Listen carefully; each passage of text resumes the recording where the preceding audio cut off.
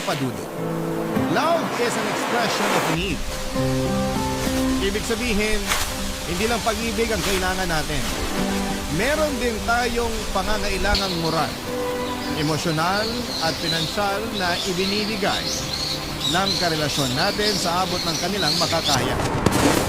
Mahalaga rin ang pagiging bukas ng komunikasyon natin sa isa't isa upang matalakay ang mga pangangailangan niyon ng tama at walang nilalabag na kondisyon. Yan ang mga natutunan ko sa buhay na gusto kong ibahagi sa programa ninyo. Kaya sumulat ako. Pero bago ko ipagpatuloy ang aking istorya, ipabati muna ng isang magandang tanghali sa mga katulad kong solid kabarangay na nakatutok sa Barangay Love Stories. Ako po si Dencio, 34 years old at nagtatrabaho sa isang restaurant sa Caloocan bilang all-around waiter at kitchen staff. Pero kasabay ng pagtatrabaho ko sa gabi ay ang pag-aaral ko sa umaga. At umaasa ako na sa 2026 ay makakapagtapos na rin ako sa kurso kong Business Administration. Pangarap ko na talagang makapagkolehiyo. Kaso hindi naman pinalad dahil mas inuna kong pagtapusin sa pag-aaral ang mga nakababata kong kapatid. 4 kami at ako ang panganay. Maaga kaming naulila sa mga magulang dahil magkasunod silang nagkasakit at namatay. Mahirap lamang kami at maliit pa ang mga kapatid ko noon. Yung isa ay teenager katulad ko. Nagkahiwalay kami dahil inampon kami ng mga kamag-anak namin. Pero kinailangan ko pa rin kumayo dahil mahirap lang din ang aming angkan. At hindi kami kayang pag-aralin lahat. Kaya nga proud ako na sa wakas ay nagbunga na rin ang pagsisikap ko sa pagtatrabaho dahil lahat ng mga kapatid ko ay college graduate na. Papa Dudo.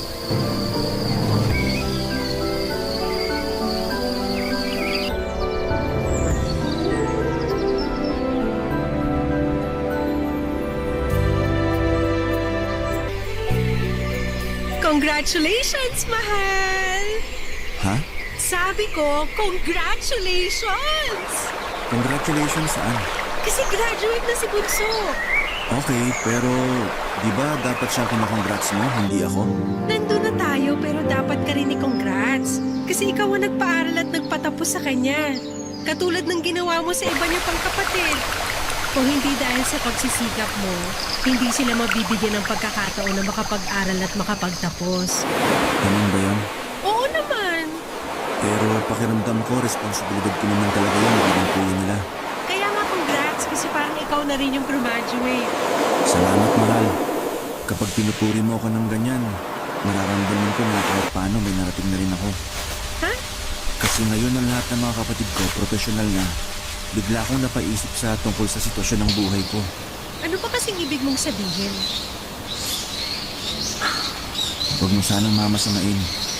Pero masaya naman ako sa achievement ng mga kapatid ko. Naiingit lang siguro ako kasi lahat sila college graduate na samantalang ako. Eto, hamak na waiter lang at tagahugas ng pinggan at mga pinaglutuan sa restaurant na pinagtatrabahuhan ko. Teka lang, parang hindi ko naman yata gusto na hinahamak mo ang pagiging waiter mo, mahal. Baka nakakalimutan mo. Kung hindi dahil sa trabaho mong yan, hindi ka makakapagpag-graduate ng mga kapatid. Kaya nga kapag pinapaalala mo sa akin yan, nakakalimutan ko yung katotohanan na ako na lang yung hindi nakapagtapos ng pag-aaral. Pwede ka naman mag-aral kung gusto mo. Madali na lang yun since wala ka nang pinapaaral sa mga kapatid mo. Pero 32 years old na ako. Eh ano naman? Matanda na ako para mag-aral. Ang babata ng mga kaklase ko, syempre mahihiya na ako nun. Hindi naman nakakahiya yun. Meron ngang iba mas matanda pa sa'yo pero nag-aaral pa rin. Merong lolo, lola, tatay, tsaka nanay. Ikaw 32 ka pa lang naman. Tsaka paalala ko lang sa'yo ha, na walang pinipiling edad ang edukasyon. Pero nagdadalawang isip pa rin ako kasi baka di na ako makasabay sa klase. Kasi nga ang tagal ko nang tumigil eh. Ang alam ko na lang ngayon, mag-serve sa mga customer at maghugas ng pinggan sa kusina. Lahat naman pwedeng pag-aralan. Lahat pwedeng matutunan. Kaya ka nga nag-aaral kasi tuturuan ka naman nila. Pero syempre, kailangan sipagan mo rin yung pagsi-self-study. Kaya mo yan. May tiwala ako sa kakayahan mo. Buti ka pa may tiwala, pero ako, ewan ko. Ang hina ng loob ko. Hindi naman mahina ang loob mo eh. Mahiyain ka lang. Pero nagagamot naman yan. Basta magtiwala ka lang sa kakayahan mo. Nandito lang naman ako para sumuporta sa'yo sakaling gusto mo mag-aral ng college. Talaga? Talagang talaga. Pero 4 na taon yun kung sakali. Hindi ka ba maiinip na hintayin ako makagraduate? Hindi naman. Pero ano bang ibig mong sabihin? Naisip ko lang kasi na baka gusto mo na magkaroon tayo ng pamilya, mahal. Ayoko naman mag-desisyon lang para sa sarili ko. Kailangan kong i-consider yung nararamdaman mo. Thank you sa pag-consider sa akin. Pero walang kaso yung 4 na taong yun kumpara naman sa ikatutupad ng pangarap mo. Masaya ako na suportahan ka, na i-cheer ka pag kailangan mo ko. Tungkol naman sa pagpapamilya, bata pa naman ng 30 tsaka 32. Hindi naman ako nagmamadali na magka-baby tayo. Kaya kung ako sa'yo, pag-isipan mong mabuti kung itutuloy mo na yung pag-aaral mo. Huwag kang matakot. Nandito lang naman ako sa tabi mo. Papadudo, tulad ng sinabi ko ay proud ako na napagtapos ko ng pag-aaral ang mga kapatid ko. At masaya ako sa mga achievement nila sa buhay. Pero yun din yung pagkakataon na napatanong ako sa sarili ko na paano naman ako. Doon ko naalala na minsan ay nangarap din pala ako makatungtong sa kolehiyo. Pero kinalimutan ko na lamang ang pangarap na yon dahil nagkaedad na ako at nag-focus sa pagtatrabaho.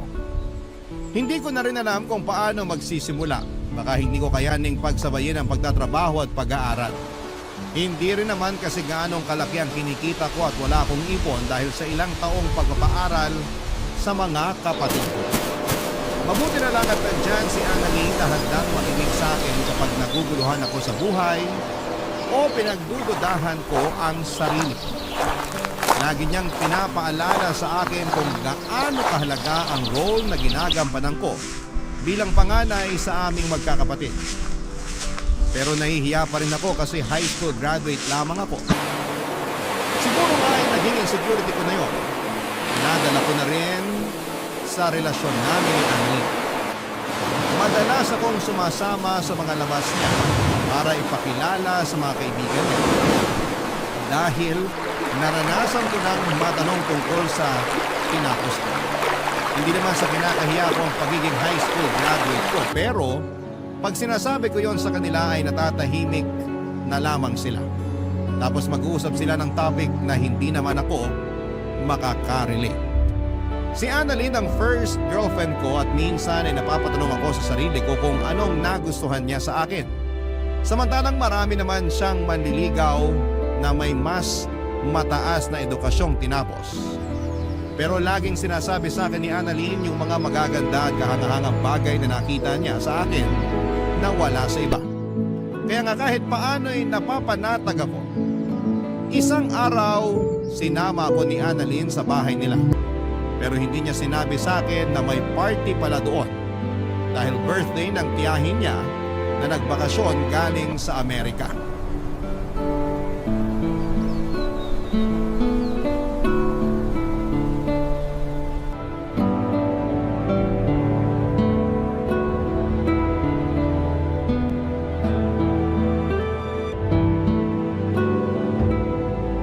Sorry na mahal. Galit ka ba sa akin? Hindi ako galit sa'yo. Nagulat lang ako kasi di ko akalain may party pala rito sa inyo. Sana sinabi mo man lang para nakabili ako ng formal na damit. Mamaya ano pang sabihin ng parents mo sa akin? Wala silang sasabihin sa'yo. At saka maayos naman yung damit mo. Hindi mo kailangan ng formal. Gusto ko lang maging presentable sa harap ng pamilya mo. Lalo na nandito pala yung auntie mo. Mabait naman si Auntie Betty. Hindi ka nun i-judge. Tsaka wala kang ang dapat ipag-alala sa itsura mo. Ang gwapo mo kaya dyan sa suot mong polo shirt. Siyempre, regalo mo kaya sa akin to. Yan, kinilig tuloy ako. Pero kabado pa rin ako. Kumalma ka nga. Saan ka ba kinakabahan? Hindi saan, kundi kanino. Kanino? Sa Auntie Betty ko? Oo, Ako bang pinag-uusapan mo? Auntie Betty! Mayaman naman ako! Grabe, ang tagal din huli kitang nakita. Hindi ka pa ba nag-aasawa? Hindi pa po, Auntie. Pero may boyfriend ka. Oo naman po. Ay, kasama ko po ang boyfriend ko. Si Densho po. Hello po, ma'am. Ma'am, naku, huwag mo na akong tawagin. Auntie Betty na lang. Nice to meet you, Densho. Nice to meet you rin po, ma'am. Ay, Auntie Betty po pala. Ano ba naman tong boyfriend mo, Annalyn? Kabado masyado. Nanginginig pa yung kamay, oh. Hindi naman ako nangangagat. Siyempre, ngayon lang din niya kasi kayo nakilala, kaya kinakabahan po siya. Pero sinabi ko naman po kay Densho na mabait kayo. Ay, marami rin nakapagsabi sa akin yan. Kasi nga totoo naman po. Mabait kayong auntie, kaya mahal na mahal namin kayo. Mahal ko rin kayo, lalo ka na. Alam mo ba na si Annalyn ang pinakapaborito ko sa mga pamangkin ko? Talaga po? Oo, kasi masunurin tong batang to at lagi akong kinukumusta kahit na nasa Amerika na ako. Nga lang, may tampo ko kasi hindi man lang niya sinabi sa akin na nagka-boyfriend na pala siya. Auntie naman, plano ko po kasi kayong sorpresahin. Sa bagay, nasorpresa mo nga ako. Matanong lang kita, Tenso, ano bang tinapos mo? Ano po? Kung ano yung natapos mo, anong trabaho mo sa ngayon, tsaka pinagkakaabalahan sa buhay. Siyempre, gusto kitang kilalanin ng gusto kasi boyfriend ka ng paborito kong pamangkin. Si Auntie talaga? Mamaya may makarinig sa'yo, kakasabi mo na ako yung paborito mo. Ano naman kung may makarinig? Totoo naman. Ano po kasi, yung totoo, high school graduate lang po ako. High school graduate? Ibig sabihin, hindi ka man lang nakatungtong sa kolehiyo? Hindi po. Kasi pinagtapos ni Densho sa college yung mga kapatid niya, Auntie. Ay, talaga? Opo, maaga kasi silang naulila, kaya siya na lang yung nagtaguyod sa mga kapatid niya. Inuna niya yung pag-aaral nila. Nagbunga naman po yun kasi lahat sila profesional na ngayon. Nakakabilib nga, pero anong plano mo sa buhay, Densho? Kung lahat sila profesional na, ibig sabihin, napag-iwanan ka na nila. Hindi naman po siguro ganun, Auntie. May trabaho naman po si Densho at kumikita siya ng sarili niyang pera. Ano bang trabaho mo? Waiter po at all-around kitchen staff. Nako, ang baba ng sweldo niya. Alam mo, may aasenso ka pa sa buhay kapag nakapagtapos ka ng pag-aaral. Huwag mong pangarapin na hanggang tumanda ka waiter ka lang at tagahugas ng pinggan sa kusina. Tulungan mong sarili mo na umasenso.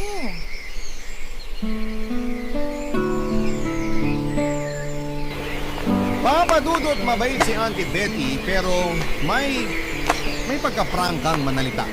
At ramdam ko yon habang sinasabi niya sa akin na tulungan ko raw ang sarili ko na umasenso.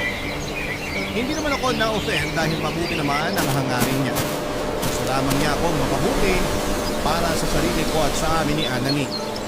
Hindi rin naman nagtagal yung pagkausap niya sa akin dahil tinawag na siya ng iba nilang kamag-anak.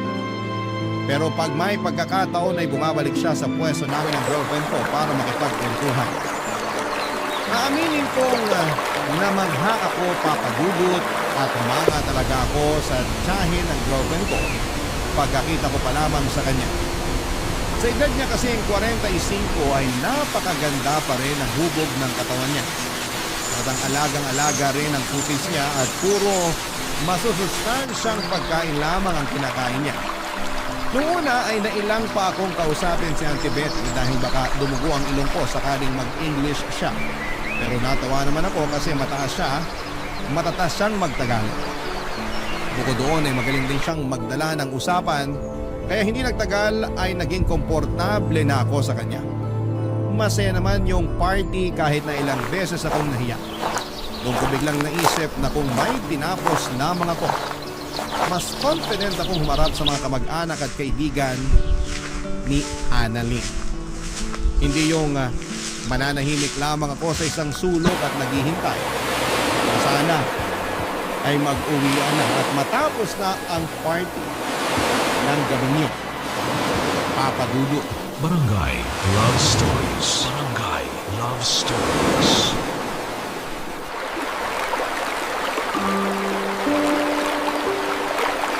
Papadudod ng mga sumunod na araw ay napadalas ang pagpunta ko kina Annalyn dahil lagi akong ini-invite doon ng Auntie Betty niya para mag-lunch or mag-dinner.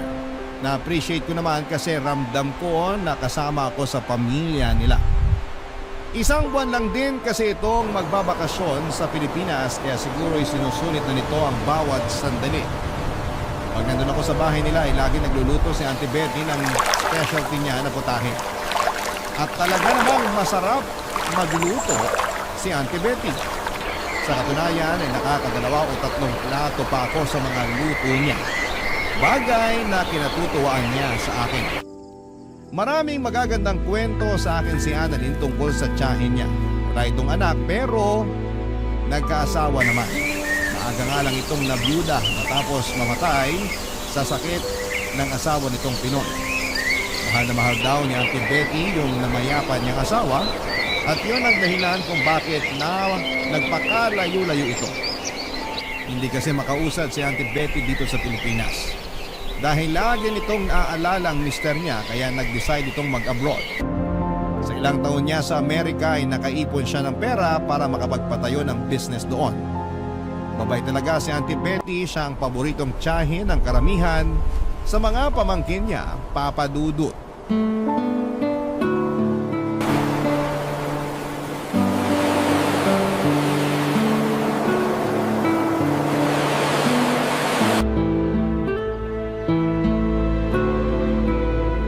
Denso, halika nga rito mag-usap tayo sandali.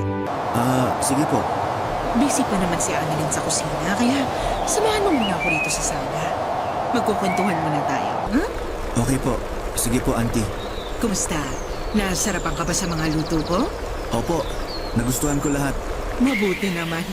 Alam mo, yan din ang putahe na paborito ng namayapa kong asawa eh. Sa katunayan, naaalala ko siya sa'yo. Talaga po? Oo, kahawig mo siya. Para kayong pinagbiyak na bunga, kaya nagulat talaga ako nung unang beses na nakita kita. Mas lalo akong nagulat nung pinakilala ka ni Annalyn bilang boyfriend niya. Pero, pwede ba akong mag-request sa'yo? Sige, ano po yun? Huwag mo na akong masyadong po. Pakiramdam ko matanda na ako eh. Wala pa nga akong 50. Hindi naman po kayo mukhang matanda. Pero sige, hindi ko na kayo ipopo kung ayaw nyo. Salamat. Gusto ko lang maging komportable tayo sa isa't isa. Lalo naalala ko, tinawag mo pa akong ma'am nung pinakilala ko sa ni Annalyn. Hindi ko lang kasi alam kung paano kayo i-address. Kaya naisip ko, tawagin na lang kayong ma'am para paggalang na rin. Wala namang kaso yun, pero boyfriend ka ng pamangkin ko. Ibig sabihin, kapag kinasal kayo, magiging tsahin mo na rin ako. Speaking of kasal, matanong ko lang, may plano ka bang pakasalan si Annalyn? Meron, pero hindi pa namin pinag-uusapan. Hindi naman kami nagmamadali eh. Ganun ba? Mabuti kasi may gusto sana akong ialok sa'yo. Ano yun? Plano sana kitang pag-aralin eh. Nabanggit kasi ni Annalyn na pangarap mong makapagtapos ng college pero nagdadalawang isip ka raw. Naisip ko, baka wala kang pantustos sa pag-aaral mo kaya ako na lang gagastos ng para sa'yo. Pero Auntie Betty, nakakahiya pa rin. Hoy, wala yun. Marami sa mga pamangkin ko ay pinag-aral ko rin. Kaya bakit ka mahihiya sa akin? Kasi hindi nyo naman ako kaano-ano. Ayos lang yun. Tsaka pangarap mong makapagtapos ng pag-aaral, kaya nga tutulungan kita. Pero may request lang sana ako sa iyo, Densyo. Ano yun? Atin-atin lang sana itong pagpapaaral ko sa iyo, ha? Kasi baka masilip ako ng iba kong kamag-anak. Pera ko naman ang ginagastos ko, pero ayoko sa lahat pinag-uusapan ako. Hindi nyo naman kasi ako kailangan pag-aralin. Ayos lang naman ako. Ayos lang sa'yo na hanggang dyan ka na lang. Akala ko pa naman mataas ang pangarap mo sa buhay kasi ganun ang pagkakakwento sa akin ni Annalyn tungkol sa'yo eh. Kaya nga nagustuhan na kita para sa kanya kahit na hindi magandang trabaho mo. Huwag naman kayo magsalita ng ganyan tungkol sa trabaho ko. Marangal naman yun. Hindi ako nagnanakaw o nangaagrabyado ng iba. Nandun na tayo sa marangal. Pero hanggang saan ka dadali ng pagiging waiter mo? Pamahal ng pamahal ang mga bilihin. Sigurado ko na maliit lang naman kinikita mo dyan. Paano mo pakakasalan si Annalyn? Paano pag nagkaroon na kayo ng sarili ng pamilya? Kaya nga kung ako sa'yo, susunggaban ko na yung pagkakataon na pwede kang makapag-aral at makapagtapos. Tandaan mo, Mas maraming magagandang oportunidad ang darating sa'yo pag may tinapos ka. Sa bagay, tama naman lahat ng mga sinabi niyo. Oo, kaya pag-isipan mo. Pero yun nga lang, may kondisyon. Atin-atin lang. Tapos, hindi mo rin pwedeng sabihin kay Annalyn. Papa Dudut, hindi ko akalain na kakausapin ako ni Auntie Betty para alukin ng pag-aaral. Na libre na siya ang may sagot. Wala rin naman akong nakikitang masama kung totoong concern lamang siya sa akin at sa magiging buhay namin ang pamangkin niya sa hinaharap kapag kinasal na kami.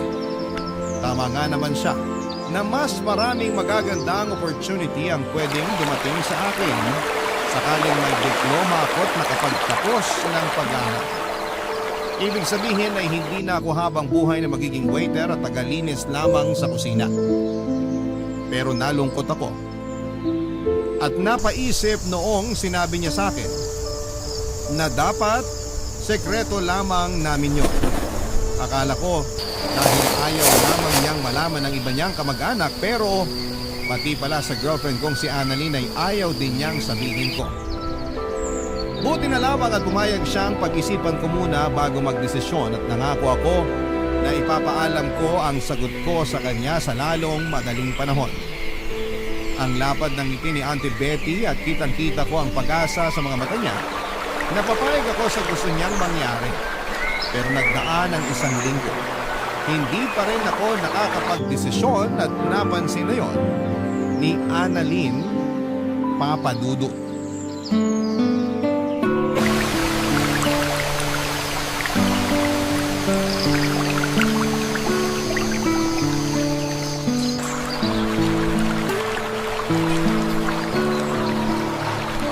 Mahal, may sakit ka ba? Ha? Kako kung may sakit ka. Wala naman. Bakit mo natanong? Inang araw ko na kasing napapansin na parang balisa ka. May nangyari ba? Sa family mo, sa work? Wala naman. Ayos lang family ko at work. Pero yung totoo, meron talagang bumabagabag sa akin eh. Ano yun?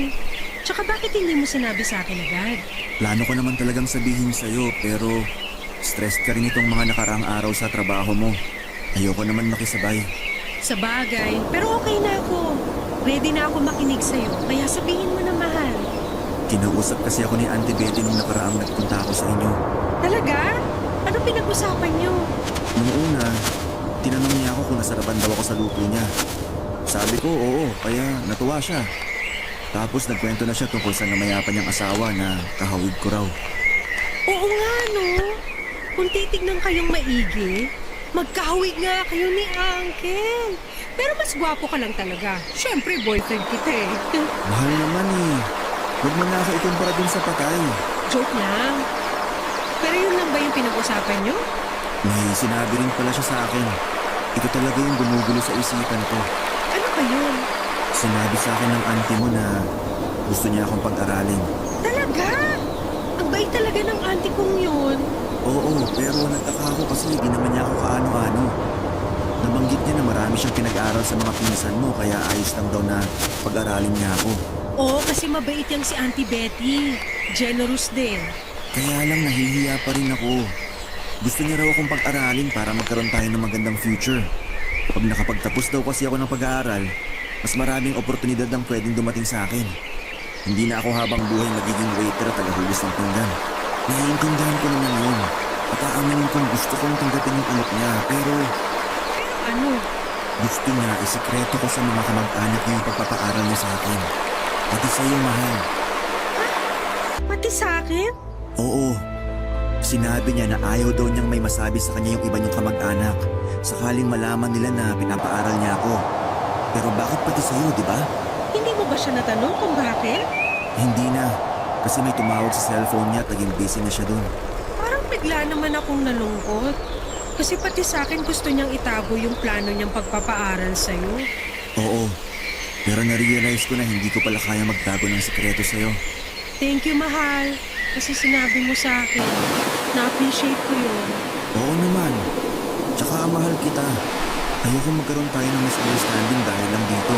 Mahal din naman kita, kaya nga salamat ulit sa pagsasabi mo. Pero ano ng desisyon mo? Sa totoo lang, wala pa akong desisyon eh. Sinabi ko lang sa auntie mo, bigyan ako ng panahon para makapag-isip. Sana wag ka mag-isip ng kung ano ha. Narealize ko kasi tama rin naman siya. Pag may tinapos ako at nagkaroon ako ng magandang trabaho, nabibigyan kita ng kasal na pinapangarap mo. At makakapag-ipon tayo para sa pamilyang bubuin natin. Hindi ko naman kailangan ng magarbong kasal, mahal. Kahit sa West lang, ayos na sa akin basta ikaw ang pakakasalan ko. Gusto ko pa rin maging memorable sa'yo yung kasal natin.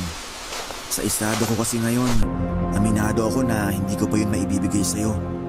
Pwede naman pero kailangan ko pa mag-ipon ng ilang taon. Sinabi ko naman sa'yo na hindi naman ako nagmamadali na magkaroon tayo ng pamilya. Kasi katatapos mo pa lang sa responsibilidad mo sa mga kapatid mo. Kumbaga, nagsisimula ka pa lang makaluwag-luwag, kaya willing to wait naman ako. Kaya nga pinupush kita mag-aral na ngayon. Ay, maganda sanang offer ni Auntie kaso bakit kailangan kayo lang dalawa yung makakaalam? Papa Dudut, kinalungkot ko nang makita kong nalungkot si Annalyn matapos niyang malaman ang tungkol sa plano ng tiyahin niya na isekreto yung pagpapaaral nito sa akin kung sakali. Kasi kung may mabuting intensyon ng tita niya, kung gusto talaga nitong makatulong sa akin ay bakit kailangan pa nitong itago ang mabuting gawain nito. Doon ako kinutuban na baka may ibang binabalak si Auntie Betty.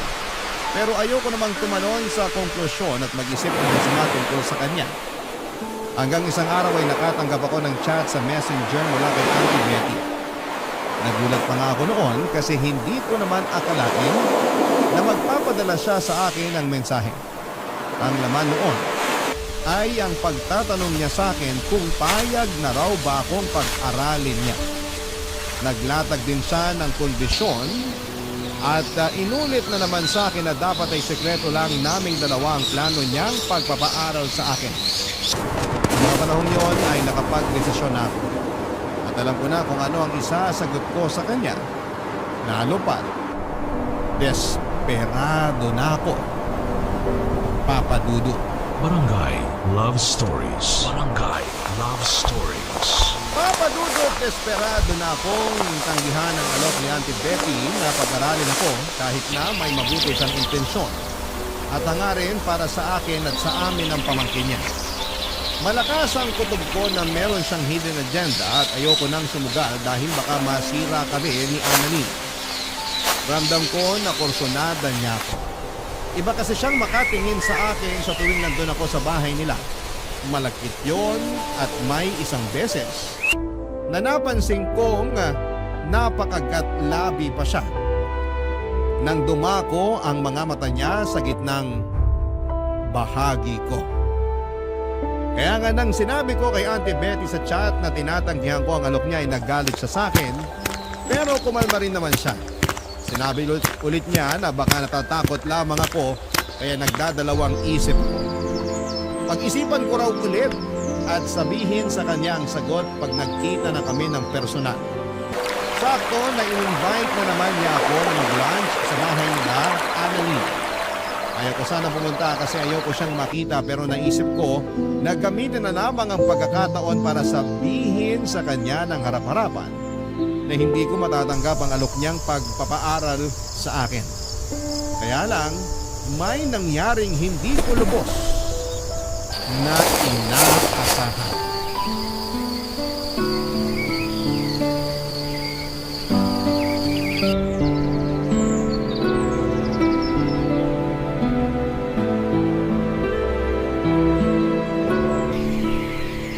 Salamat na lang po sa alok niyo pero hindi ko na po matatanggap yung pagpapaaral niyo sa akin.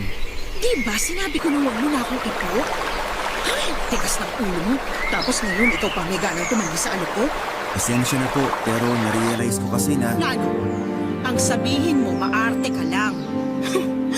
Baka naman hindi talaga totoo yung sinabi sa akin ng pamangkin ko na gusto mong mag-aral. Kasi wala ka naman talagang pangarap para sa sarili mo.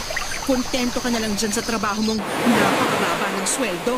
Gusto ko pa rin pong mag-aral pero gagawin ko yun nang hindi umaasa ng tulong mula sa inyo. Paano mo nga yung gagawin? Eh, ang baba nga ng sahod mo. Baka lalo kang mamumuwi. Baka nakakalimutan nyo. Pinag-aral ko mga kapatid ko. Pinagtapos ko silang lahat ng koleyo. Kinaya ko yun mag-isa. At nagawa ko yun sa pag-waiter lang at paghuhugas ng pinggan at pinaglutuan. Kaya wala kayong karapatan na insultihin ang trabaho ko. Oo ay galing mo naman pala. Pero, alam ko pagod ka na, kaya hayaan mo na lang akong babyhin ka. Ano pong sinabi niyo? Alam mo kasi, gusto kita, Denso. Yun yung dahilan kaya gusto kitang tulungan at gusto ko rin isikreto natin yun kay Annalyn. Ano bang pinagsasabi niyo, auntie? Simula kasi nung makita kita, hindi ka na nawala sa isip ko. Kamukhang kamukha mo yung namayapa kong asawa at miss ko na siya. Tumigil na po kayo kasi hindi naman ako yung asawa niyo. Ayaw mo ba talaga sa akin? Maganda naman ako, sexy. Mas masarap pa ako sa girlfriend mo. Auntie Betty, anong ginagawa niyo kay Kenzo? Ikaw pala, Annalyn. Tsaka ano nga yung sinabi niyo? Mas maganda kayo sa akin? Mas sexy at mas masarap? Bakit? Totoo naman, di ba? Tingnan mo nga yung katawan mo kumpara naman sa katawan ko. Kaya ako dapat yung mas gustuhin sa ating dalawa ni Denso. Kaya pala gusto niyong isikreto yung pagpapaaral niyo sa kanya kasi may hidden agenda kayo sa boyfriend ko? Paano mo nalaman yan tungkol sa plano kong pagpapaaral sa kanya? Sinabi ko sa girlfriend ko kasi alam ko na hindi tama yung gusto niyo mangyari. Kung totoong wala kayong masamang intensyon at concerned lang talaga kayo sa kapakanan ko at sa magiging pamilya namin ni Annalyn, bakit ko kailangan isikreto sa kanya? Yun naman pala, may hidden agenda kayo sa akin. Kursunada niyo ako.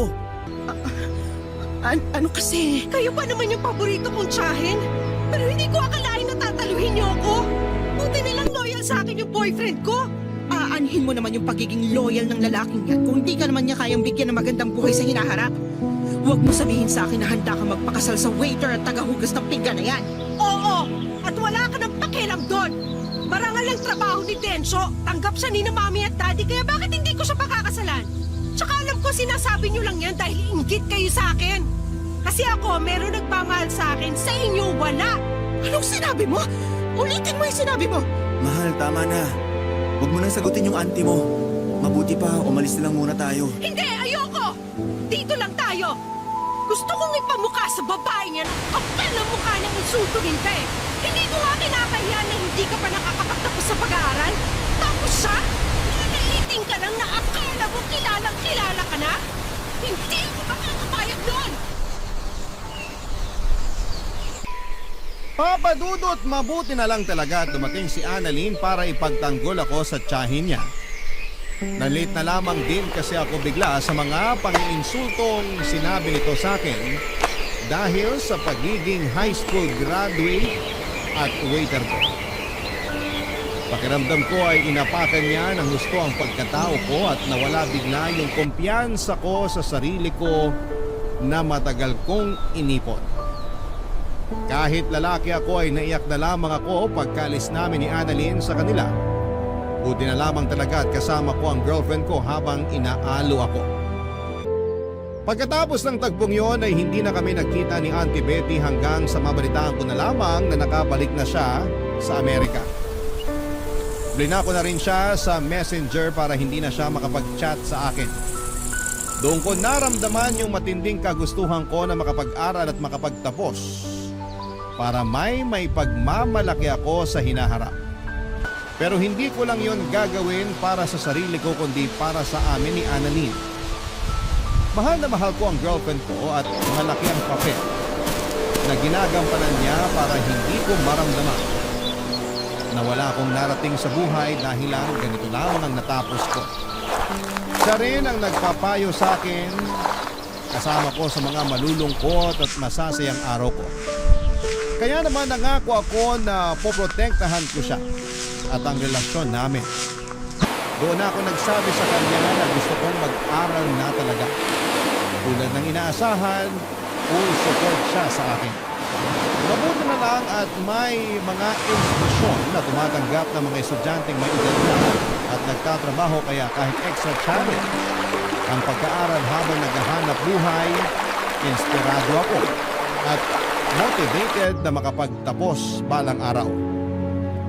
Mabilis na nagdaan ng 2 taon, incoming third year student na ako sa kursong Business Administration, Papa Dudut.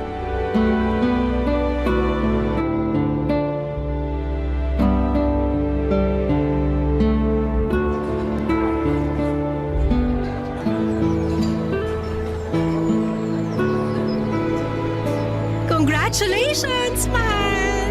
Congratulations saan? Kasi magta-third year ka na. Thank you pero di pa naman ako graduate. 2 taon pa halos bubunuin ko. Pero darating ka rin dun. Makakagraduate ka rin. Basta wag ka lang sumuko. Gusto lang naman kitang i-congrats ngayon para alam mo kung gaano ako ka-proud sa'yo. Simula pa lang nung nag-decide ka mag-aral, sobrang tiyaga at sipag mo. Kasi kinakaya mong isabay ang pag-aaral mo sa pagtatrabaho. Hindi madali yung ginagawa mo at talaga namang nakakabilib yun, mahal. Hindi ko naman magagawa yun lahat kung wala ang tulong at suporta mo. Ikaw talaga yung inspirasyon ko. Kaya nga masaya ako para sa atin. Buti na lang talaga hindi ka pumayag no na pag-aralin ni Auntie Betty. Tapos may kapalit naman pala kaya ganun siya kabait sa'yo. Kahit na desperado na ako, nararamdaman ko na rin na may mali. Kaya nga hanggat maaari, gusto ko na lang umiwas sa kanya. Pero ayoko namang mabastos siya kaya pumupunta pa rin ako sa inyo sa tuwing ini-invite niya ako. Pero bakit kasi hindi mo sinabi sa akin agad? Ayoko lang masira ang relasyon niyo magtiyahin. Ayokong masira yung reputasyon niya sa'yo. Tsaka wala pa naman siyang ginagawa sa akin nun. Kumbaga, naghihinala pa lang ako na porsyonada niya ako. Pero di ko pa talaga napapatunayan. Hanggang sa manggaling niya ngayon sa mismong bibig niya. Nakakalungkot lang kasi kailangan masira yung relasyon namin dahil sa kanya. Pero bago naman siya umalis, nag-sorry siya sa akin. Talaga? Anong sabi mo? Tumango lang ako. Hindi ko pa kasi siya kayang patawarin matapos yung ginawa niya. Iniisip ko baka namimiss lang niya yung asawa niya. Tapos nagkataon nakahawig ko kaya nakusalagahan niya ako. Pero mali pa rin kasi boyfriend kita. Marami namang ibang lalaki dyan na pwede niya magustuhan. Yung single, walang sabit. Kaya bakit ikaw pa, di ba? Ginagalang ko pa naman siya kasi tsahin ko siya pero hindi na niya ako nirespeto. Nalulungkot din ako sa nangyari. Di ko akalain na mauuwi sa ganun yung simpleng pagbabakasyon niya rito. Pero iniisip ko na lang na baka mapatawad ko pa rin naman siya pagdating ng araw. Kahit paano naging mabait pa rin naman siya sa akin at sa parents ko. Pero hindi na lang talaga may babalik yung closeness namin katulad ng dati. Maiintindihan naman niya siguro yun. Kahit hindi niya maintindihan, hindi ko na problema yun. O siya, huwag na natin pag-usapan si auntie mo kasi nakaalis na naman siya. Pag-usapan na lang natin yung future natin together. Sakaling makagraduate na ako. Sige, ano bang naisip mong gawin? Madami. Gusto ko mag-business tayo. Mag-ipon para makapagpagawa ng sarili nating bahay. Gusto ko kapag magkakaanak na tayo, meron na tayong bahay na masasabi nating atin. Yun din naman yung gusto ko. Pero may isa pa talaga akong gusto. Ano yun? Maging asawa ka. Ako rin naman. Kaya nga sabi ko sa'yo, handa akong maghintay. Pero ako yata yung hindi na makapaghintay. Anong ibig mong sabihin? Gusto na kitang pakasalan.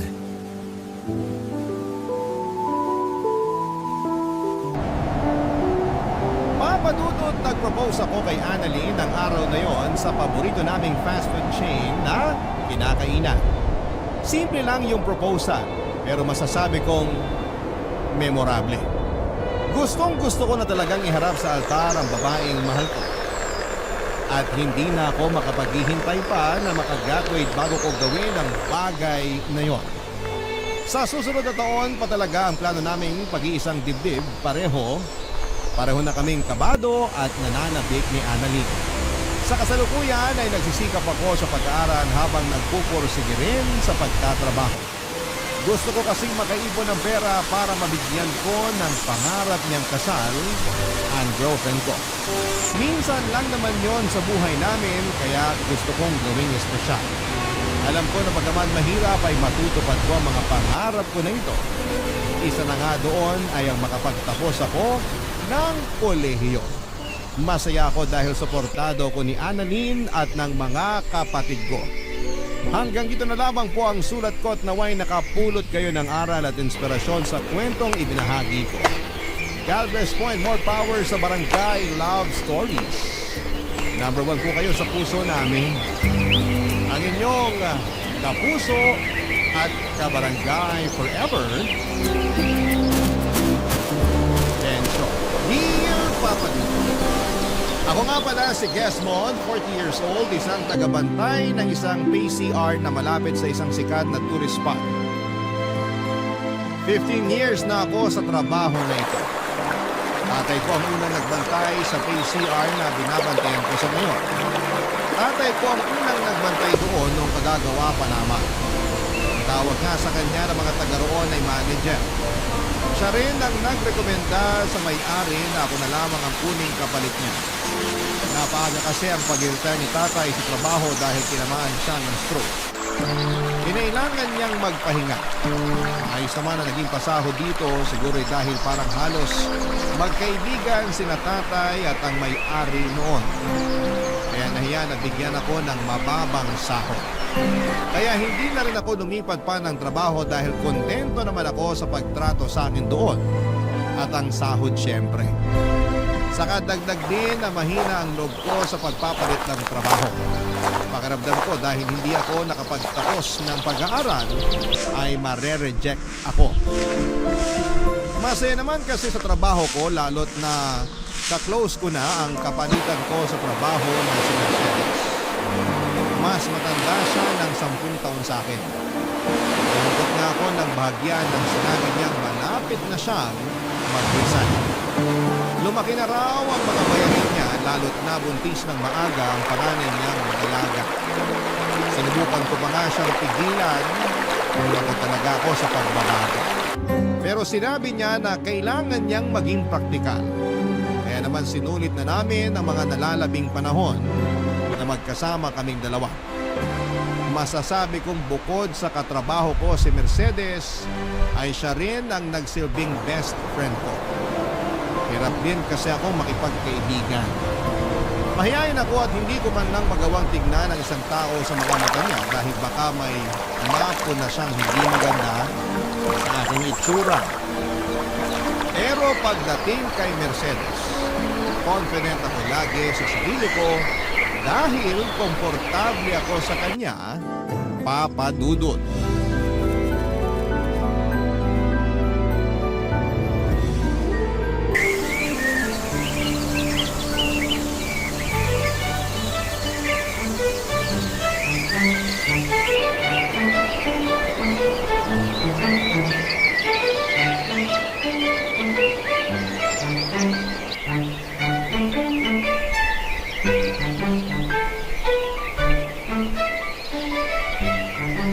Nakasimangot ka na naman dyan, Mercedes. Eh sino bang hindi sisimangot? Patapos na nga yung shift ko, tapos makikita ko pa kung gaano kadugyot iniwan ng last customer yung isang cubicle. Hindi ba siya naturuan mag-flush pagkatapos dumumi? Wala tayong magagawa. Hindi lahat katulad natin na mitikuloso sa siya. Yung dumi niya, hindi pang 10 piso eh, pang 500 pesos. Buti hindi siya lumagpas bago shift ko. Napansin ko na eh kung paano niya ipitin yung mga hita niya. Tapos nung nakalapit na siya sa akin, parang tumatayo yung balahibo niya sa braso. Senyalis na pala yun. Wala na tayong magagawa. Nangyari na eh. Nakadumi na siya. Nalinisan mo na nga eh. Mahirap ng trabaho natin. Hindi sapat yung pasahod. Tapos ang dudugyot pa ng mga customer. Isang buwan mo na lang naman titiisin, di ba? Eh yun na nga eh. Isang buwan na nga lang. Pero balak pa ata akong pahirapan. Para wala ka na raw dahilan para bumalik. Para ma-realize mo na tama lang ang desisyon mo umalis. Masaya naman na sana ako rito. Kahit na may mga dugyot lang talagang customer.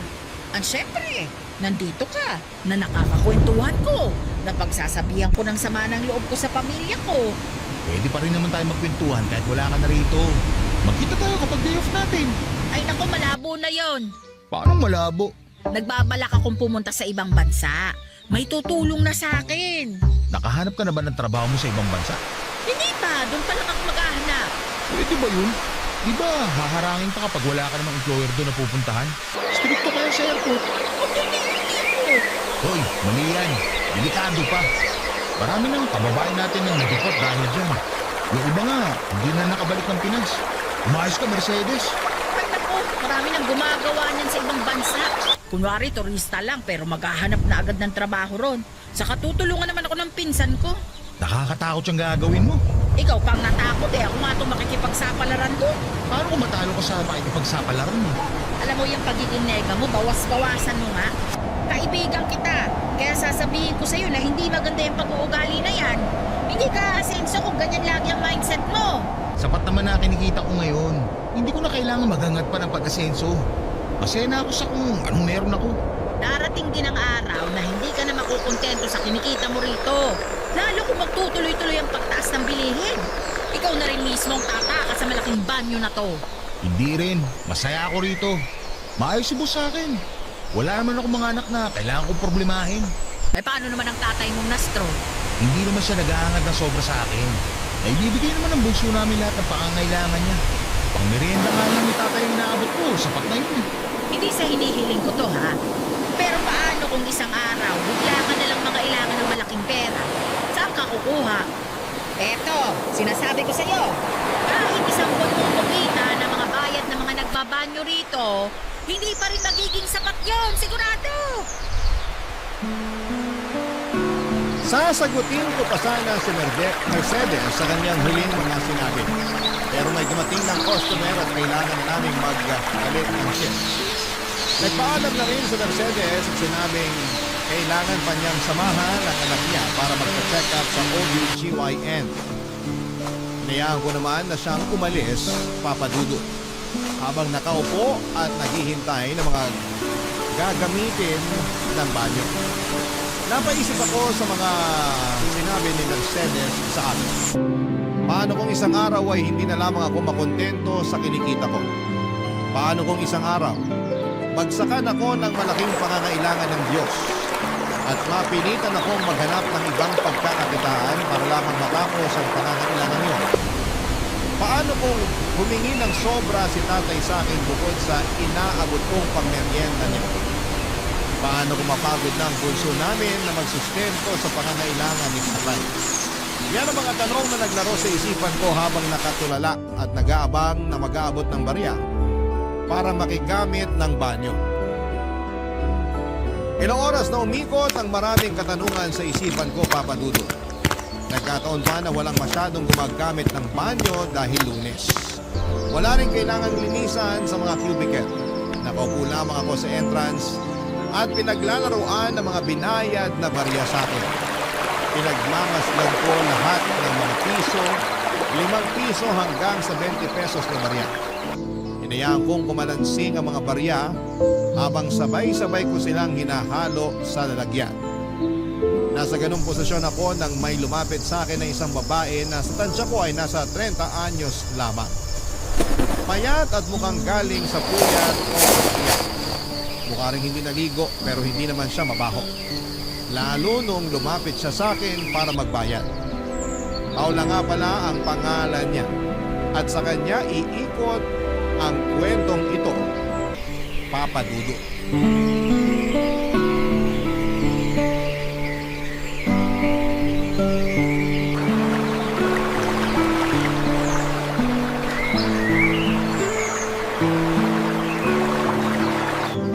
Ihi, dumi o ligo. Magkano pag-iihi? Hindi ko ba nakita yung karatula rito sa mesa? Hala, nasaan yung karatula rito? Pakita mo ba? Kararating ko lang. Magkano pagdumi? 10 piso. Andito na yung kanina bago umalis yung katrabaho ko. Baka kinuha niya. Magkano pagligo? 20 para sa isang medium size na timba. Pwedeng dagdagan yung tubig pero may dagdag na 10 piso. Shampoo naman, 15 isa. Ang mahal ng shampoo niyo rito? Wala nang mura ngayon. Wala ka na bang ibang i-offer bukod sa ihi, dumi at ligo? Bakit? Gusto mo bang ofera kita ng buy one take one burger? Nagtatanong ako ng maayos. Pasensya na. Naiirita lang ako kasi nawawala yung karatula rito. Mapipilitan na naman ako magsabi ng presyo sa bawat customer na gagamit ang banyo. Pwede ka naman magsulat na lang muna sa papel tapos ipatong sa mesa. Para makita ng mga customer mo, para hindi ka na abalahin. Matalino ka ha? Bakit ba hindi ko naisip yan? Siguro kasi punong-puno ng utak mo ng problema. Kaya hindi ka makapag-isip ng maayos. Siguro, valedictorian ka nung nag-aaral ka pa, no? Salutatorian lang. Ilalang mo sa lututorian samantalang ako. Kailangan ko pang bumili ng floor wax o walis tingting para lang makapasa. Sana nga bumili na lang ako ng floor wax para hindi na napudpud at napagod ang utak ko sa pag-aaral mo. Sana na-enjoy ko pang makipaglaro sa mga kaklase ko. Masaya talaga kami mga floor wax group.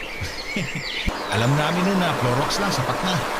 Hindi rin naman magagamit sa totoo lang ang taas ng grado kapag napunta ka sa totoong mundo. Ano bang requirements ng totoong mundo? Tibay ng loob. Matibay bang loob mo? Ano ba talaga pinunta mo rito? Ihi, dumi o ligo? 15 ang shampoo ha. Magkano kapag iiyak lang? Bakit hindi ka nalang umuwi sa bahay niyo para doon umiyak? Yung mga customer mo ba rito, kaya mong sabihin na sa bahay na lang umihi o dumumi? Salutatorian ka nga. Magkano pag iiyak? Pag-uusapan namin ng boss ko yan para ilagay sa karatula. Ikaw pa lang kasi ang unang nag-request niyan. Pwede ba na 15 para sa 10 minutong iyak? Hindi ako gagamit ng tubig, pero kung may tissue kang iaabot, pwede ko rin kunin. Ganito na lang. Dahil ikaw ang unang customer ko na iiyak, ibibigay ko na sa'yo ng libre. Doon ka na lang sa pangatlong cubicle ha, para hindi ka maka-istorbo doon sa mga susunod na customer. Thank you sa free trial mo. Pero 5 minuto lang. Ako na kasi, baka magsidagsaan yung mga bababa ng jeep at bus dyan sa harapan. Baka pwedeng tumawad. Gawin mo ng 7 minuto na lang. Di ba kapag hihingi ng tawad, dapat binabawasan? Bakit mo pinapatagdagan? 6 na minuto. Sige, pero walang tissue na kasama ha. Ano, deal? Deal. Pumasok na nga si Paula sa ikatlong cubicle, Papa Dudut. Sinubukan kong pakinggan kung paano siya umiyak pero wala akong narinig. Tinuon ko na lamang ang atensyon ko sa pagsusulat sa papel ng mga presyo ng ihi, dumi at ligo with shampoo. Nang bigla kong narinig ang malakas na pag-iyak ni Paula. Nagulat ako. Nagkalangan akong pumasok sa banyo dahil walang nagbabantay ng kaharap. Nagkalangan din ako dahil baka magulat siya at hindi na maging komportable sa pag-iyak niya. Nagtalo ang loob at isipan ko at nag-alala kasi ako para kay Paula. Baka kung ano na rin ang gagawin niya sa mga susunod na minuto. Nag-overthink na ako. Paano kung doon niya kitlin ang buhay niya? Hindi ako ang maglilinis ng dugo. Mas mahirap pa yon kaysa sa paglilinis ni Mercedes ng duming kumalat sa chef niya. Papadudod sinikap kong pumirme sa upuan ko. Binuhos ko ang atensyon ko sa pagbibilang ng barya. Nagdasal ako na sana ay may ibang customer pa na dumating para mapigilan si Paula kung sakaling balak nitong tapusin ang buhay niya. Pero walang dumating at hindi na rin ako nakatiis. Kaya naman pumasok na ako sa loob ng banyo at pumatok sa ikatlong tubig. Napatigil sa pag-iyak si Paula at nagreklamo siya at sinabing wala pang 6 na minuto ang pag-iyak niya. Sinabi ko sa kanya na nag-aalala ko. Sinabihan ko siya na huwag gagawa ng hindi maganda sa sarili niya dahil ayokong mapagbintangan at ayokong maglinis ng dugo niya. Doon na nga siya natawa, Papa Dudut. At makalipas ang 1 minuto, lumabas na siya ng banyo. Namumugto ang mga mata at tinapik ako sa balikat at saka nagpasalamat. Balak pala talaga niyang kitlin ang buhay niya noon. Hindi na lamang at kumatok ako, Papa Dudut. Barangay Love Stories. Barangay Love Stories. Papa Dudut, malaki ang takot ko sa mga taong kumikitil ng buhay nila. Ganon kasi ang ginawa ng nanay ko noong bata pa lamang kami ng kapatid ko. Pagkasundo niya sa amin ni Bunso sa school ay pinaghanda pa niya kami ng merienda. Pero sinabi niyang kainin namin yon sa labas ng bahay.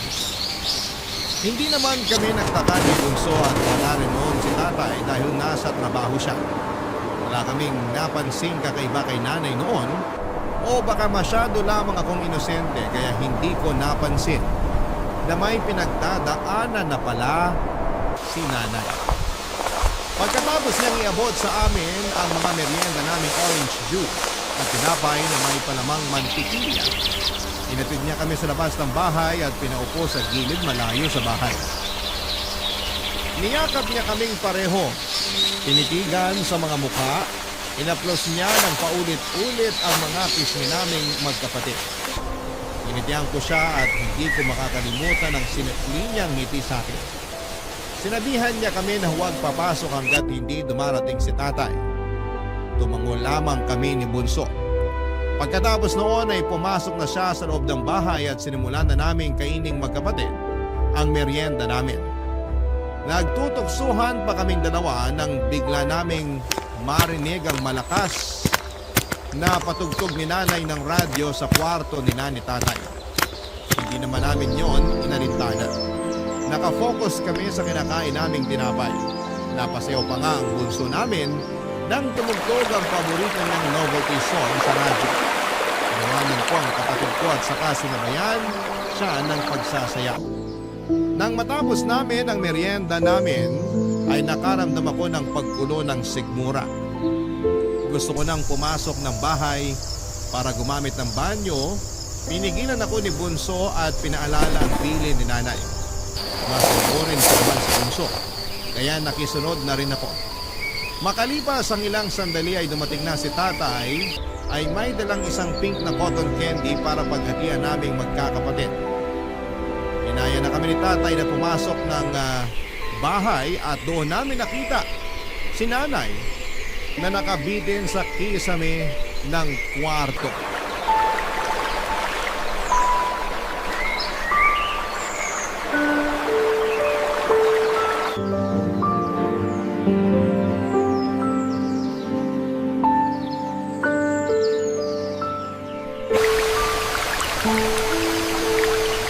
Magkano na presyo ng pag-iyak sa banyo? Hindi ka na pwedeng umiyak sa banyo. Bakit naman? Hinahaluan mo na hindi maganda eh. Sorry nung nakaraan kung natakot kita. Bakit ang bata ako masibak sa trabaho? Ano ka naman, klaro mo na idin ako sa kaso. Ayaw naman kitang madamay sa gagawin ko sana eh. Ayaw mo madamay ako dito eh. Gagawa ka ng hindi maganda sa sarili mo. Malamang madadamay ako. Iimbestigahan ako. Buti sana kung may iba kang kasabayan na magwi-witness para sa akin. Sorry na nga. Sorry. Kung natuloy ang pagtapos mo sa buhay mo, may magagawa bang sorry mo pag nakulong na ako? Hindi na mauulit. Talaga? Kasi bawal ka na rito sa PCR namin. The customer is always right. Kahit kikitilin na ang buhay, right ka pa rin? Nabigla lang ako noon. Hindi na talaga yun mauulit. Sana ganyan din ang sinabi ng nanay ko noon, na nabigla lang siya. Ha? Sana nabigla lang siya noon. At sana tama ang timing namin bago namin siya nakita nakabiti sa kisame. Sana lang talaga. Tinapos ng nanay yung buhay niya. Bata pa lang kami noon. May hawak pa akong cotton candy na pinag-aagawa namin magkapatid. Tapos pagpasok namin ng bahay, nakita na lang namin siya nakabiti sa kisame. Sorry. Mula noon, hindi na ako kumain pa ng cotton candy. Lalo na yung pink. Di makita o makaamoy nun, ayoko. Kaya pag may tumatabay na nagbebenta ng cotton candy dyan sa tapat, tinataboy ko talaga. Napabarangay na nga ako minsan dahil doon.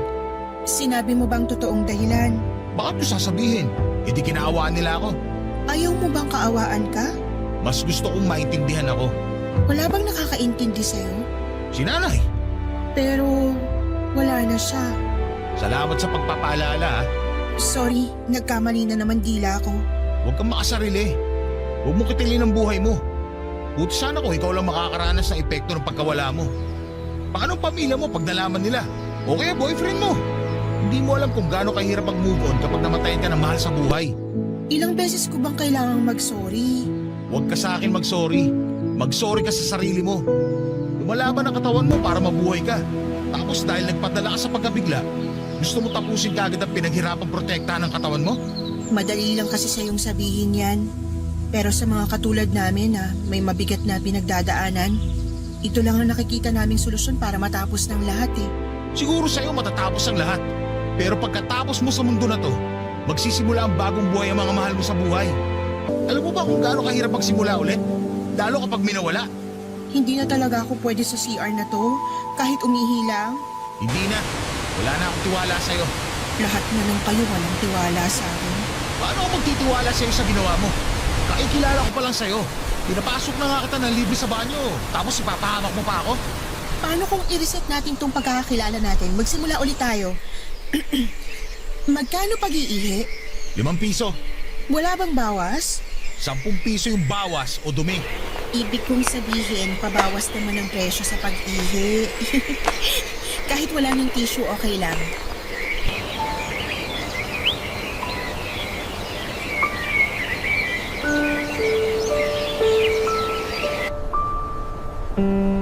Ginitian ako ni Paula isang ngiti na parang humihingi ng tawad. Isang ngiti na biglang nagpaalala sa akin kay nanay. Hindi ko alam ang mararamdaman ko noon, Papa Dudut. Masaya ba dahil matamis ang ngiti niya o malungkot dahil pinaalala niya si nanay? Hindi ko naman sinabi kay Paula ang naging laman ng isipan ko at pinapasok ko na siya sa banyo nang maiabot na nito ang 5 piso. Inabotan ko siya ng tissue at sinabing libre ko na yon. Muli niya akong initian at saka pumasok sa cubicle na napili niya. Binantayan ko siya noon at sinigurado na hindi na siya ulit gagawa ng nakaraang plinano niya. Nakampagkinamang ako nang marinig ko na siyang mag-flush. Pagkalabas niya ng banyo ay nakahingi siya ng alkohol para sa kamay niya. Akala ko'y aalis na siya pero naghanap siya ng pwedeng maupuan para tumabi sa akin. Hinayaan ko naman siya, Papa Dudut. Hindi ko lang siya masyadong inimik dahil nahihiya ako makipagkwentuhan sa kanya. Parang mas tumakas ang pagkabagsak ng confidence ko sa sarili dahil nakadikit ko na si Paula. Maganda po si Paula, hindi marahil kasing ganda ng mga artista o turista na nakikita ko sa paligid pero may sarili siyang ganda. Ganda na magpapaalala sa akin kay nanay. Simple lang at punong-puno ng ngiti ang lahat. Hindi mo aakalain na nababalot pala ang ngiting yon ng problema na nagawa nilang solohin. Mabuti na lamang at napigilan ko si Paula na kitlin ang buhay niya.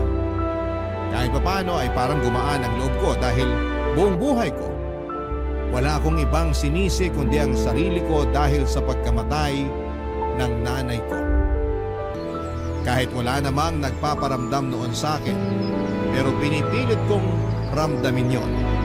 Pakiramdam ko deserve ko ang paninisi dahil wala akong nagawa para pigilan si nanay na sumabit sa kisame, Papa Dudut.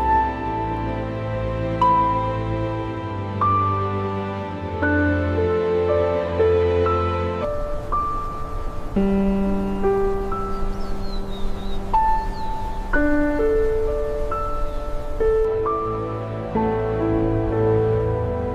ba nating pag-usapan ang nangyari sa nanay mo? Hindi pwede.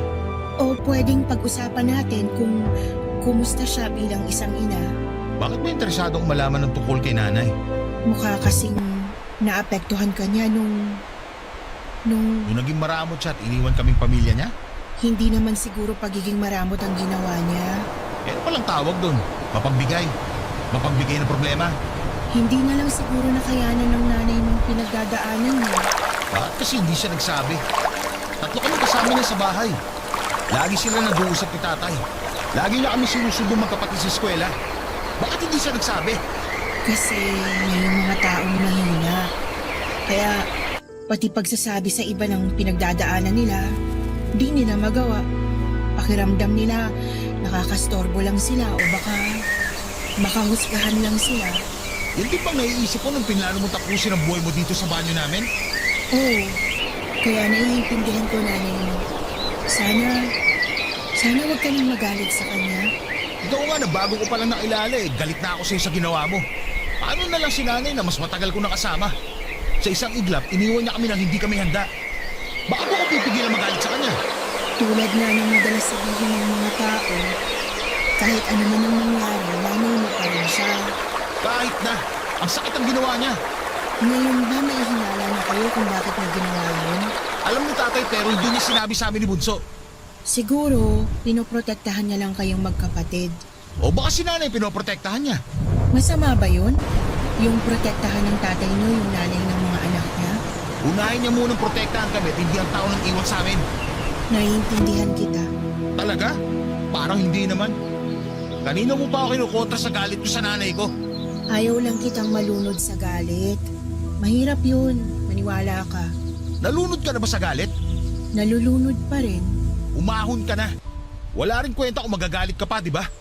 Ayaw ko pang umahon. Baka may sumaklolo pa sa akin eh. Bakit hindi na lang ikaw sumaklolo sa sarili mo? Ayoko sa sarili ko. Bakit ko sasaklolohan? Hindi ko alam kung nagbibiro ka o totoo na. Kung alin sa dalawang pinakamagaan para sa'yo na tanggapin, yun na lang. Ako naman ang magtatanong. Sige, magtanong ka lang. Bakit mo inisip tapusin ang buhay mo? Bakit bigla kang interesado sa buhay ko? Gusto ko lang malaman. Baka sakaling parehas lang kayo ng dahilan ni nanay. Kung parehas kami ng dahilan, mauunawaan at mapapatawad mo ba siya? Subukan natin. Susubukan ko.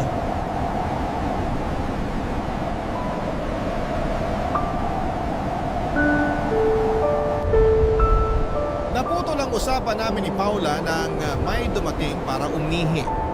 Hindi muna kami nakapag-usap at naghintay kaming makarinig ng flush at agos ng tubig mula sa lababo. Nang pareho na naming marinig yon ay saka lumabas ang customer. Nakigamit ng alkohol at saka nagpasalamat sa amin. Hinintay namin siyang makalayo at nag-abang pa kung merong customer na susunod. Nang makita namin wala ay nagsimula nang magkwento si Paula. Nalaman ko na binenta siya ng kanyang tatay sa katrabaho nito. Binenta para maging asawa. Mas matanda pa sa tatay ni Paula ang pinagbentahan sa kanya. Ayaw bang makisama ni Paula sa katrabaho ng tatay niya pero pinili pa rin niyang sumama. Gusto lang niyang makalayo sa ama niyang sugarol. Hindi na bago kay Paula ang pagbebenta ng kanyang ama ng mga gamit nila tuwing natatalo ito sa sugal, kaya hindi na siya nagulat nang siya naman ang ibenta ng kanyang ama. Siguro para sa mata niya, isa lamang siyang gamit. Walang halaga. Kaya bakit pa magtatagal doon si Paula?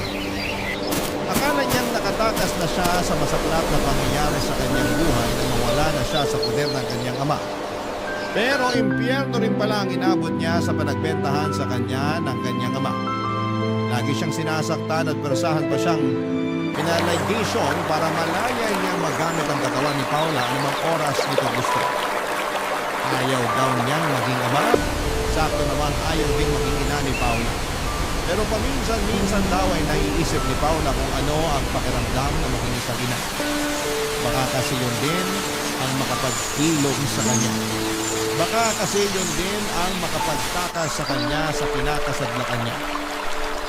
Baka maraming baka, pero hanggang doon lang yun.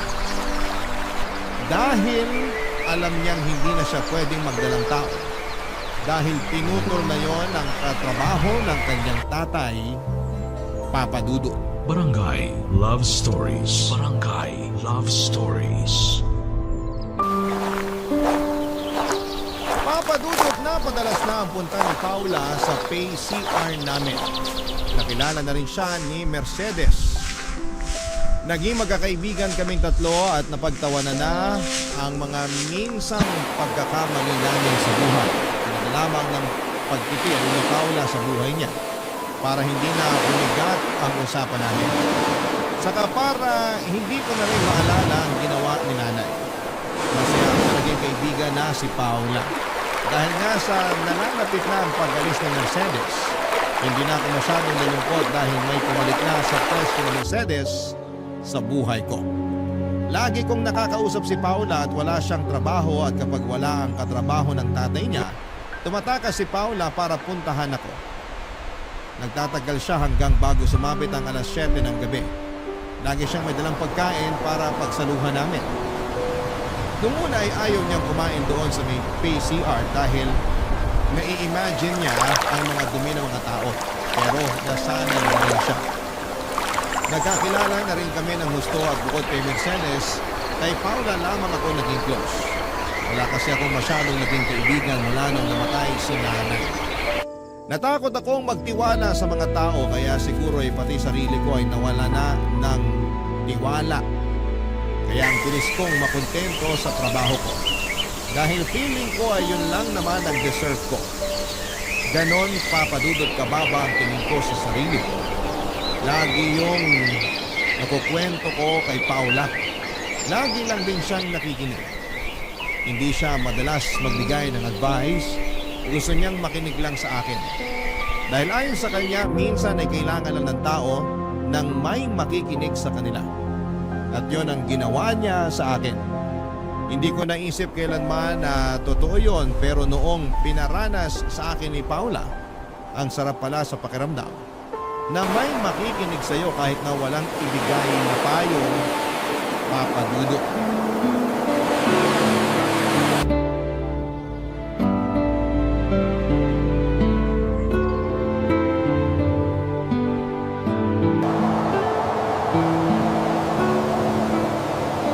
Sigurado ka bang gusto mong kumain ng giniling na baboy at corned beef?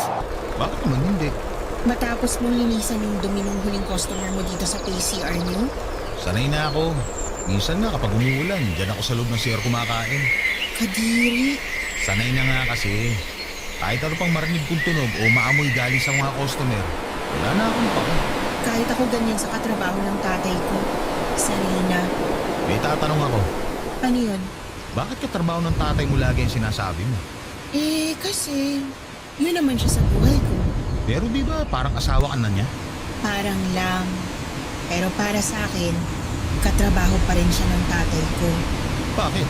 Para mas madaling tanggapin ang kahayupan niya. Sobra naman sa kahayupan. Bakit para sa'yo ba? Hindi pa sobra yung mga kinuwento ko na pinagagawa niya? Hindi mo siya kahit kailan tatawagin ng asawa? Kahit umabot pa sa kabilang buhay. Ganun patindi ang galit mo sa kanya, ha? Galit at pandidiri. Kaya mo ba tumakas? Ito lang ang kaya kong pagtakas eh. Ano ibig mo sabihin? Itong pagpunta-punta ko sa'yo tuwing wala yung katrabaho ng tatay ko. Ito lang ang takas na kaya ko. Baka makayanan mo pa magpakalayo-layo. Ikaw, kaya mo bang lumayo sa trabaho mo tapos maghanap ng iba? Hindi. Hindi rin ang sagot ko.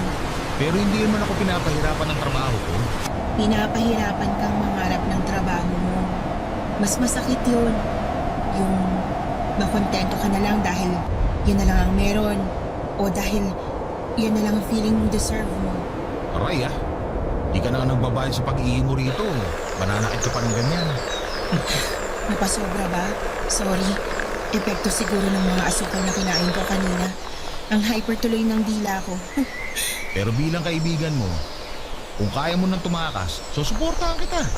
Ipagdadasal ko na makasakay ka na sa bus at makatakas ka na. Mukhang malabo. Tanggap ko naman ang ganito ang buhay ko. Alam mo, naisip ko lang ha. Nakakainis pala na tanggapin mo na lang lahat ng nangyayari sa'yo kahit gusto mo lumaban, no? Akala ko ba tanggap mo na lahat ng nangyayari sa buhay mo? Kontento ka na kamo sa trabaho at buhay mo ngayon. Ewan ka ba? Mula nung nakilala kita, parang natuto na ako mag-isip ng tama para sa akin. Flattered naman ako. Seryoso nga. Bago ka dumating, okay na ako rito sa PCR. Kahit hanggang mabulok na ang mga buto ko. Tapos ngayon, Ngayon, parang gusto ko na ng pagbabago. Napatitig sa akin si Paula. Sinabayan ko ang pagtitig na yon at hindi ko alam pero parang nakita ko sa mga mata niya ang sarili ko. Parang naintindihan ko bigla ang pangangailangan ng sarili ko.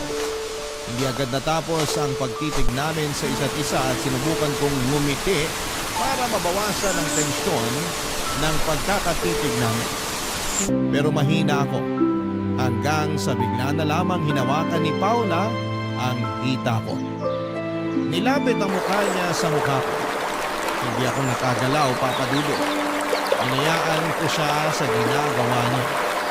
Naramdaman ko ang hininga niya sa pisngi ko. Napansin ko sa mga mata niya na parang gusto niyang may mangyari sa amin.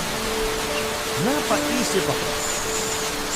Nakita rin kaya niya na gusto kong may mangyari sa amin. Agad ko namang nakuha ang sagot sa tanong ko at nahuli ko na lamang si Paula na idinikit ang labi sa akin. Sumabay ako. Doon na kami nagsimulang maghalikang dalawa, papadudot. Hindi namin alintana ang paligid, mabuti na lamang at walang taong masyado dahil Lunes at kalagitnaan pa ng araw. Kaya malaya naming nagawa ang gusto namin. Nagmadali kaming pumasok sa loob ng cubicle. Sa pangatlong cubicle kung saan ay plinano ni Paula na kitlin ang buhay niya. Doon namin tinuloy ang sinimulan namin sa labas. Mabilis kaming nakapagubad at doon ay may nangyari sa aming dalawa. Ewan ko ba. Pero para sa akin ay yun ang pinakamagandang nangyari sa buhay ko pagkatapos pamatay ng nanay ko. Pagkatapos ay nagmadali na kaming lumabas ng cubicle. Nagbalik na kami sa dating pwesto at mabuti na lamang at wala pa rin customer o tao sa paligid. Walang nakahuli sa amin. Sinekreto namin ang pangyayaring yun. Walang pwedeng makaalam. Kahit si Mercedes, mas lalo na ang katrabaho ng tatay ni Paula.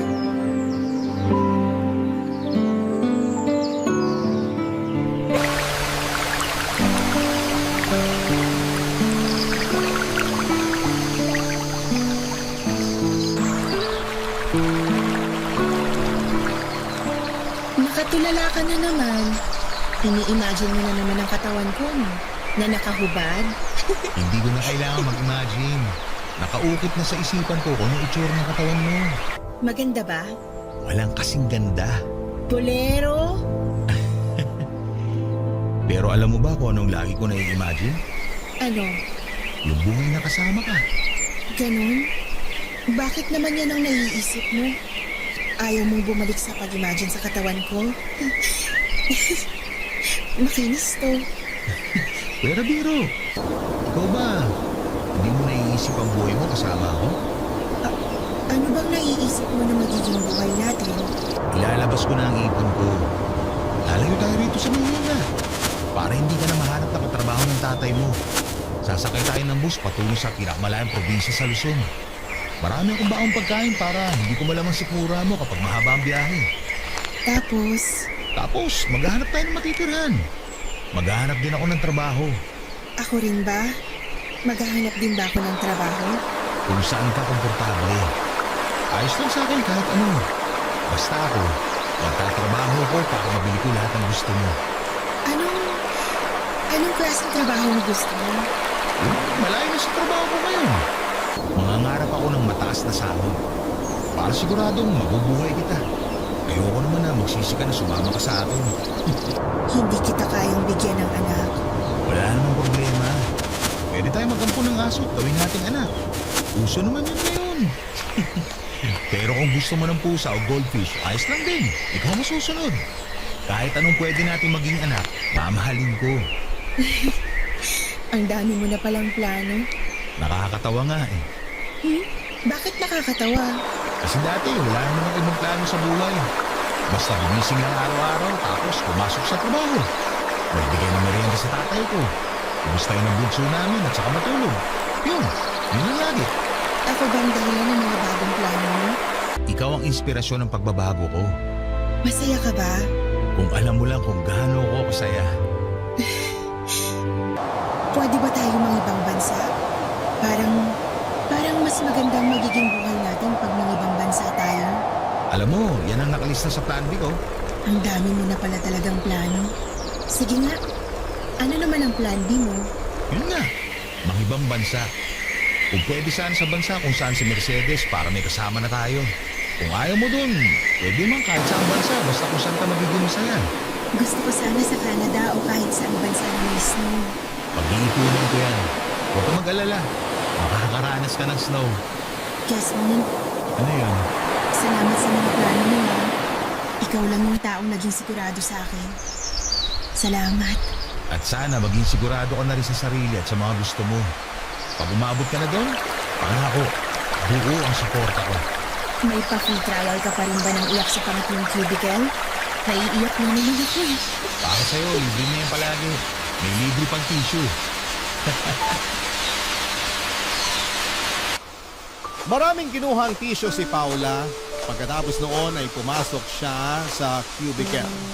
Natagalan siya pero hindi naman ako nangamba. Alam ko namang hindi na niya uulitin ang unang ginawa niya doon. Ganon na nabuo ang tiwala ko sa kanya. Maya-maya pa ay narinig ko na ang pag-flush niya ng CR. Pagkalabas niya at sinutol ko pa siya at sinabing kailangan niyang magbayad dahil nag-flush siya ng kubeta. Natawa na lamang siya at inalikan ang pisngi ko. Inalikan ko siya sa labi at tinitigan niya ako at parang muli kong nakita si nanay nung huling beses ko siyang nakitang buhay. Inaplos niya ng paulit-ulit ang pisngi ko. Nilaro ang buhok ko. Tumitig sa akin at saka inalalayan ako ng matamis na pagkakangiti. Parang si nanay siya. Hindi ko pinahalata kay Paula na nakaramdam ako ng lungkot. Nagbukas ako ng topic para mawala sa isipan ko ang imahe ng nanay ko. Nagtagal pa ng 1 oras si Paula kasama ko bago siya nagpaalam para umuwi na. Bago siya umalis, inabot niya sa akin ang tissue na binigay ko sa kanya noong pumasok siya sa banyo. Nakatupi yun. Sinabi niya sa akin na basahin ko yon pag nakauwi na ako ng bahay. Pinag-promise niya ako at sinunod ko.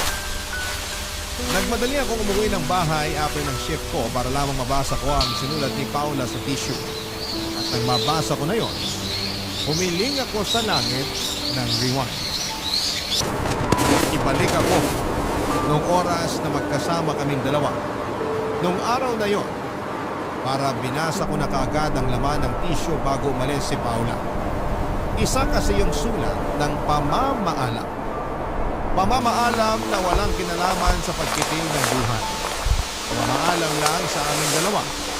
Sinabi niyang nalulunod siya sa mga plano ko para sa aming dalawa. Hindi raw siya sanay lumangoy sa magagandang plano at pangarap, kaya naman nalulunod siya. Ayaw niyang umahon dahil ayaw niyang magpasaklolo sa akin. Hindi raw siya ang tamang babae para sa mga pangarap at plano ko sa buhay. Ire-reserba ko na lang daw yon sa iba. Sa iba na mas karapat-dapat at katulad kong may pangarap. Hindi kagaya niya. Wala siyang plano, wala na siyang pangarap. Kontento na siya sa masaklap na buhay niya. Nagalit ako, Papa Dudut, sa ikalawang pagkakataon at para akong inabandona at namatayan. Una, ang nanay ko. Sumunod naman ay si Paula.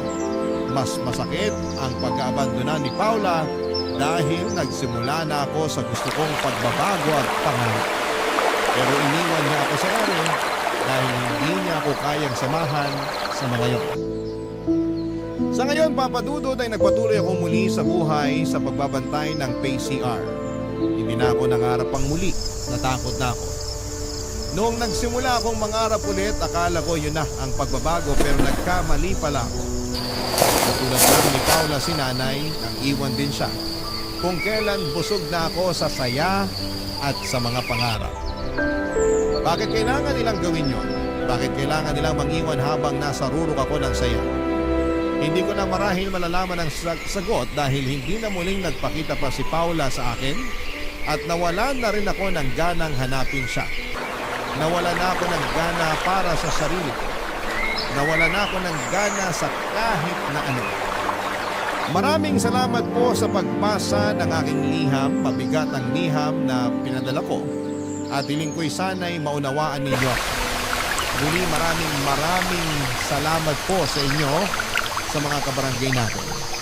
Ang inyong kapuso at kabarangay forever. Yes, Mo.